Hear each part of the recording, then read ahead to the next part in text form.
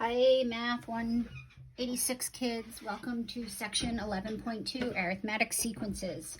So 11.1, we had our introduction to sequences and series. Today we're going to talk about a specific type of sequence called an arithmetic sequence. An arithmetic sequence is a sequence of numbers such that the difference of any two consecutive members is constant. This constant is called the common difference.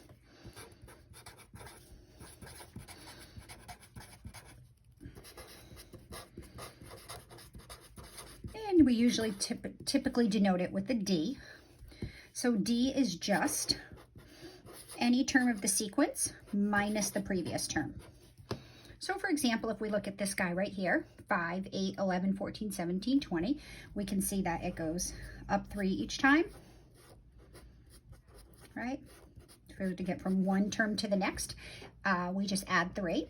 It's an arithmetic sequence because this is constant, and the common difference is, well, 20 minus 17 is 3, 17 minus 4 is 3. That's why they call it the common difference. D equals 3. All right, so pretty simple. All right, make note here. The first term of the sequence is just 5. Notice to get to the second term, we just take the first term and we add 3. Bear with me. The third term is just the previous term, 5 plus 3, plus another 3, right? So in other words, it's 5 plus 3 times 2, because we added 3 twice. The fourth term is going to be the previous term, 5 plus 3 plus 3, right there, and then we're going to add another 3.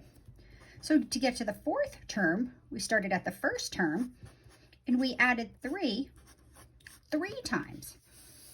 We can continue on this way. What I'm doing here is trying to establish a pattern in turn to get a formula. So the fifth term would be the previous term. So a 5 plus 3 3s, that would be the previous term. And then we're going to add another 3. So it's going to be the original number plus the common difference added 4 times. Notice for the second term, we only added 1 3. For the third time, we added 3 twice. For the fourth term, we added 3 times, so forth and so on. So I could say, well, the 15th term, without having to actually go out to the 15th term, I'm going to conclude, seeing the pattern here, that I'm going to take my first term, and then I'm going to add 3 14 times. Because for the fifth term, we added it 4 times. For the fourth term, we added 3 times. In general, for the nth term of the sequence, we can create an explicit formula. It's going to be the first term, 5, plus 3, and then we're going to add 3 one less number of times than this subscript, so n minus 1. So what we have here is a template for this particular arithmetic sequence. So the 5 comes from the first term. The 3 is the common difference. So if I wanted to know, for example, the 100th term, instead of going out and doing this 99 times, I could just take the first term and then add 3 99 times, which is equivalent to 3 times 99. And the 100th term would be 302. All right, so let's generalize that. The nth term of any arithmetic sequence is always going to be the first term plus the common difference times n minus 1.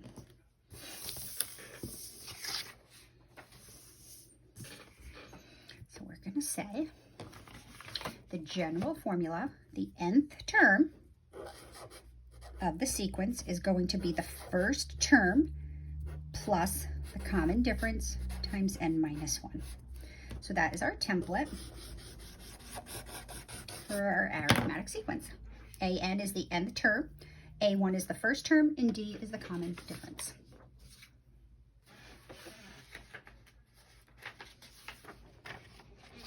So pretty simple.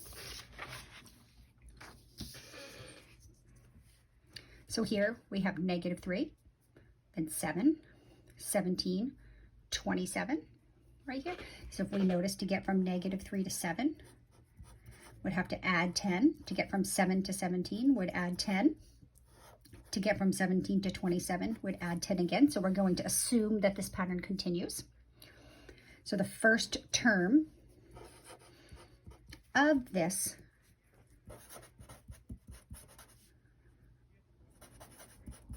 arithmetic sequence is -3, and my common difference is 10. 27 minus 17 is 10, 17 minus 7 is 10, 7 minus -3 is +10. So therefore, the nth term of the sequence can be found by, let's go back to this page right here. The nth term of this sequence, oh my gosh, I think I need some oil for my chair, is going to be the first term, -3, plus the common difference times n minus 1. And we're just going to clean that up a little bit. This is -3. We're going to distribute the 10 plus 10n minus 10, which is going to be -13 plus 10n. So I'm going to put this into my sequence notation. I'm going to call this -13 plus 10n and start it at 1. And it's going to assume that it doesn't stop, that it's going to go to infinity. All right, partial sums for arithmetic sequences. So a partial sum for an arithmetic sequence adds up the first n terms.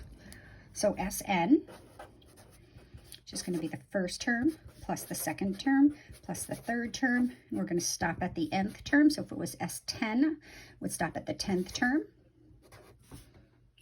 And it's equal to n over 2, so whatever term we're looking to go to, times the first term plus the last term. So this is a really cool little template. The proof is in your text. I'm not going to take the time to do it here. It is in your text, page 1093. And if you want to talk about it, I would be happy to. So that being said, let's look at this guy. Given the sequence 1, 4, 7, 10, 13, find the 20th partial sum and the 50th partial sum. So that is, we want to add up the first 20 terms and find that sum without actually listing all 20 terms. And we want to find the 50th partial sum. So we want to add the first 50 terms without actually listing all 50 terms. That would be a little bit crazy. So S sub 20 is going to equal, what's my common difference? Let's see. My common difference clearly is 3, right? So S sub 20 is going to be the first term plus the second term plus the third term plus the fourth term. We're going to go all the way out to the 20th term. Well, we don't want to list them all, so maybe we can use some information from previous templates to help us find the 20th term. So what I'm going to do is I'm going to use this to create a template for this particular sequence. Isn't it true that the nth term of the sequence is just going to be the first term plus the common difference, which we determined to be 3, times n minus 1? Right, so this is going to be, the nth term is going to be 1 plus 3n minus 3, which is equal to -2 plus 3n. So without having to list all 20 terms to find the 20th term, I can now use this little template to determine the 20th term, which is going to be -2 plus 3 times 20, which is going to be 58. So now I can use this cool little template to determine the sum, because all you need to know to find the sum of the first 20 terms is how many terms we have, the first term and the last term. So therefore, the 20th partial sum is going to be 20 over 2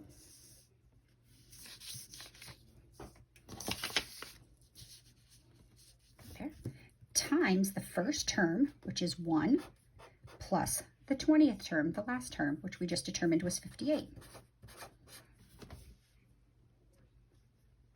Right, so 20 over 2 is 10 times 59, which is equal to 590. So if I listed all these out and added all 20 terms, it would be, I'm just looking for some blank paper. it would be 590. So that's a cool trick for us to quickly add the terms of a sequence without having to actually list them all. All right, let's find the 50th partial sum, or S sub 50. So the 50th partial sum is going to be 1 plus 4 plus 7 plus all the way up to the 50th term. The 50th partial sum, according to this template, is 50 over 2, the first term plus the 50th term. Well, we need to know the 50th term. All right, so we have, oops, right here, the template right here for this problem says that the nth term is equal to -2 plus 3 times what term we're looking for. So that's going to be 148. So now we can conclude that the 50th term is just going to be 25, 50 over 2, times 1 plus 148. Pop this into our calculator, we get 3,725. So there, within seconds, we added the first 50 terms up this sequence without actually listing out all 50 terms. All right, so have fun with those. And I will see you in section 11.3 to talk about arithmetic sequences. Nope, sorry, that we just did arithmetic. Take that back, backpedal. I will see you in 11.3 to talk about geometric sequences.